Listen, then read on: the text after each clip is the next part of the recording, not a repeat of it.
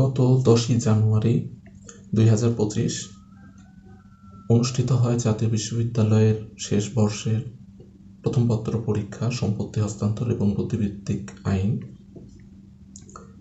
এর প্রথম প্রশ্ন ছিল একের ক। আজকে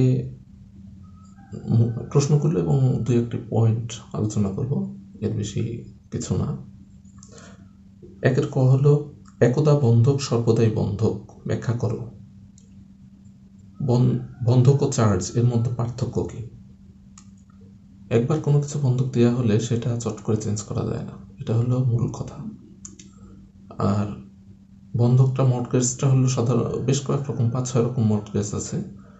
এটা তো মর্টগেজই, কিন্তু চার্জ হলো অনেকটা ভাড়ায় দেওয়ার মতন, নির্দিষ্ট অর্থের বিনিময়ে যেটি দেওয়া হয় সেটি হলো চার্জ। কায়েমি স্বার্থ, শর্ত সাপেক্ষ স্বার্থ এর মধ্যে তুমি কিভাবে পার্থক্য নির্ণয় করবে? 2 ক, প্রতারণামূলক হস্তান্তর কি? এ ধরনের হস্তান্তর কি সবসময় বাতিলযোগ্য? 2 খ, কৃত্রিম মালিককে কোন কোন অবস্থায় কৃত্রিম মালিক কর্তৃক কোন হস্তান্তর প্রকৃত মালিকের উপর বাধ্যকর হয়? 3 ক, বিক্রয়ের উপাদানসমূহ আলোচনা করো। কিভাবে বিক্রয় করা যায়? বাংলাদেশের আইন উল্লেখপূর্বক ক্রেতা সাবধান মতবাদটি ব্যাখ্যা করো। ক্রেতা সাবধান এর ইংরেজি হলো ক্যাভিয়েট এম্পটর। এটার মূল জিনিস হলো যে ক্রয়ের ক্ষেত্রে ক্রেতার হলো সর্বরকম দায় দায়িত্ব।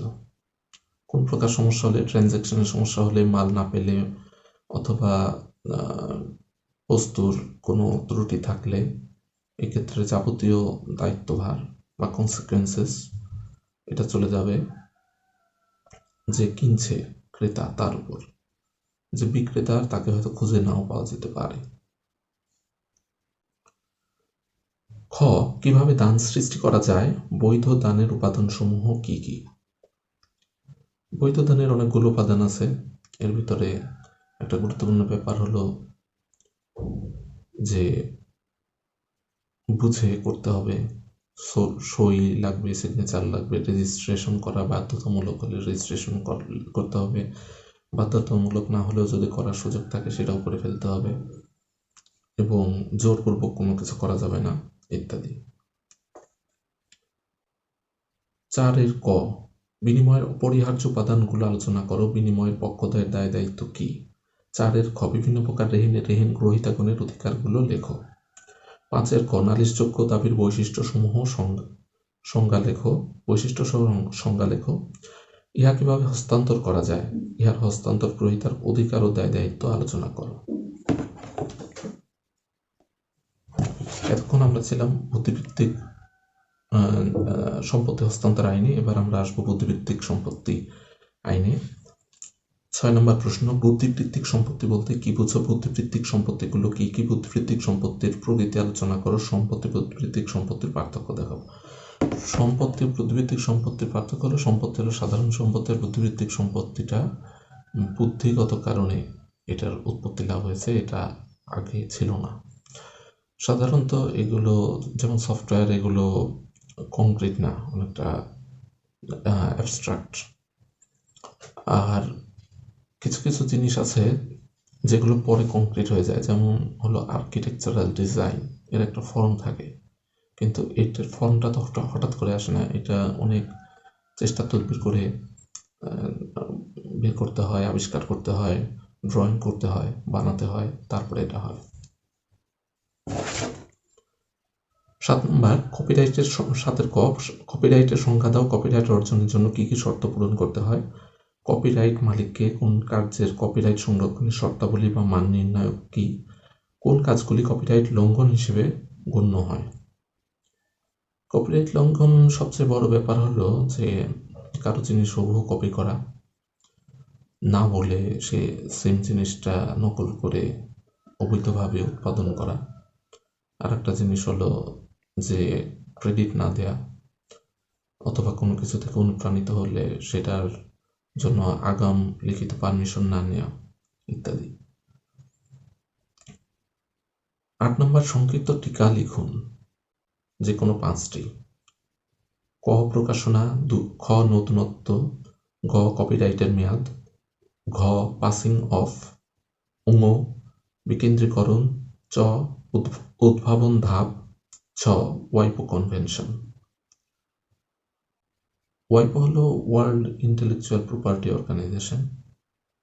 তো এটা বুদ্ধিবৃত্তিক সম্পত্তিগুলোর বিষয়াশয়গুলো নিয়ে যাতে কোনো ডিসপিউট না হয় বা সঠিকভাবে সংরক্ষিত হয় বা সবাই যাতে সেগুলো ঠিকঠাক মতো বুঝে নিতে পারে, বুঝে পায়, উদ্ভাবক, লেখক বা যারা যে বিভিন্ন কোম্পানি যে আবিষ্কারগুলো করে সেগুলো, এগুলো তত্ত্বাবধান করে। এটি জাতিসংঘের যে 16টা প্রতিষ্ঠান আছে অঙ্গ সংগঠনের মতন, মূল সংগঠনের, এটা হলো বুদ্ধিবৃত্তিক সাইটটা দেখে। 9 ক ট্রেডমার্ক ও ট্রেড নামের পার্থক্য করো। একটি আইনগত ট্রেডমার্ক মঞ্জুর করার ক্ষেত্রে আবেদন ও নবায়ন করার পদ্ধতি লেখো। খ পাসিং অফ কি? পাসিং অফ মামলায় বাদীকে কি প্রমাণ করতে হয়? ট্রেডমার্কের ক্ষেত্রে অধিকার লঙ্ঘন ও পাসিং অফ এর মধ্যে পার্থক্য দেখাও। 10 ক বাধ্যতামূলক লাইসেন্স কি? পেটেন্টের ক্ষেত্রে কখন বাধ্যতামূলক লাইসেন্স প্রদান করা হয়?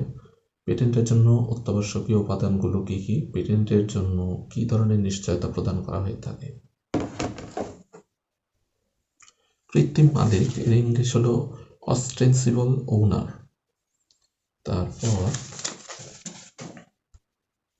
স্পেসিফিকেশন হলো যেমন মোবাইলের, কোনো মোবাইল কিনলে মোবাইলের প্যাকেটের গায়ে সেটার র্যাম কত, রোম কত, তারপরে পাওয়ার কোনটার কেমন, ব্যাটারি কত এমএএইচ, এগুলো ইত্যাদি থাকে। তেমনি যখন কোনো প্রোডাক্টের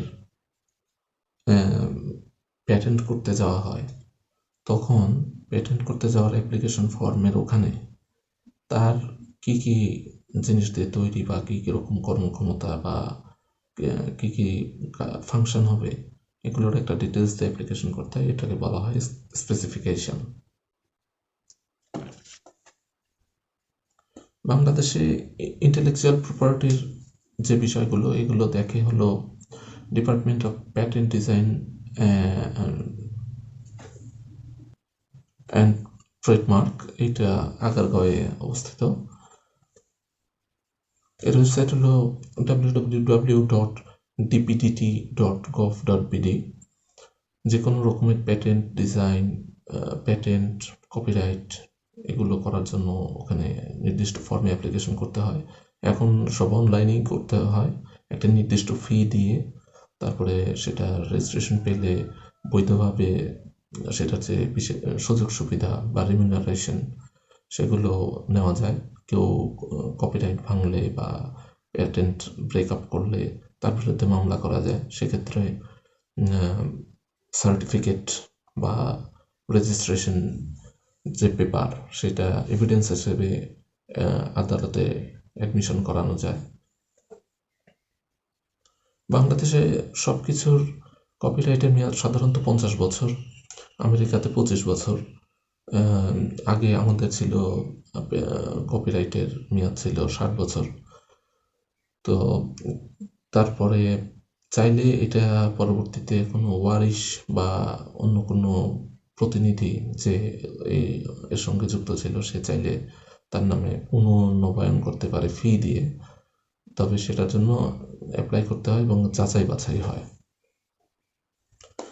বাইরের কোনো কোম্পানি যদি বাংলাদেশে ব্যবসা করতে আসে তাহলে তাদেরকে বাধ্যতামূলক বাংলাদেশের ডিপিডিটির কাছ থেকে পেটেন্ট নিতে হয়, নাহলে তারা ব্যবসা করতে পারবে না বা ব্যবসা করলেও সেটা বৈধ হবে না।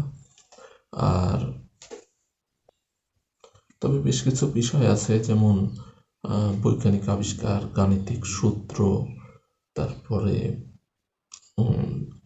জৈব প্রযুক্তির যে বিষয়গুলো, ওষুধের কিছু কিছু ক্ষেত্রে কপিরাইট বা প্যাটেন্ট দেওয়া হয়, কিন্তু সব কিছুর দেওয়া হয় না। অনেক গবেষণা আছে মৌলিক বিষয়ে, জনগুরুত্বপূর্ণ, বৈশ্বিক, সে ইউনিভার্সাল, সেগুলো দেওয়া হয় না, সেগুলো প্যাটেন্ট মুক্ত থাকে।